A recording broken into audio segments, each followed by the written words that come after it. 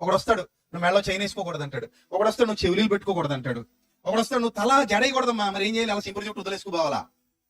వేసుకుని ఒక జడ వేసుకుంటే నీకు వచ్చే నష్టం ఏంటి? బాగా జడలు వేసేసుకుని ఓడల మరిలో తిరిగితే అప్పుడు అడిగినా ఒక అర్థం ఉంది, ఏంటి ఎంత దారుణంగా ఉన్నావు నువ్వు అని.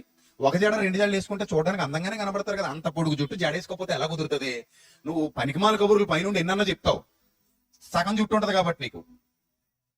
మగాళ్ళకి ఎంత ఉంటది? ఇంతే ఉంటది, గురితోకలాగా. సో నీకు ఇబ్బంది లేదు. ఆడాళ్ళకి పొడవాటి చుట్టూ ఉంటది కాబట్టి వాళ్ళకి రకరకాల ఇబ్బందులు ఉంటాయి.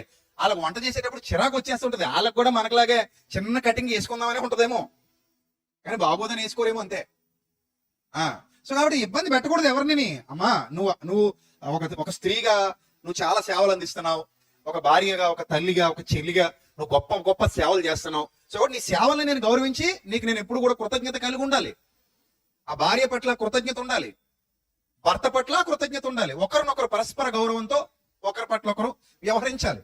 అదే ప్రతిదానికి భూతత్వంలో చూసేసి అదిగో ఇదిగో చీర కట్టుకొచ్చింది కానీ దాని మీద ఏదో రంగు చుక్కుంది అంటాడు. నీకేంది పోయే కాలం? నీకేంది అసలు బాధ? అని అలా ఉండని. ఎన్ని భూతత్వంలో చూపించి ఇవన్నీ మాట్లాడి ఇవన్నీ పబ్లిసిటీ చేసి అరే క్రిస్టియానిటీ అంటే ఇంతేనేమో, ఇంత చిరాకు ఉంటదేమో అన్న భావన ప్రజల్లోకి తీసుకెళ్లిపోయారు.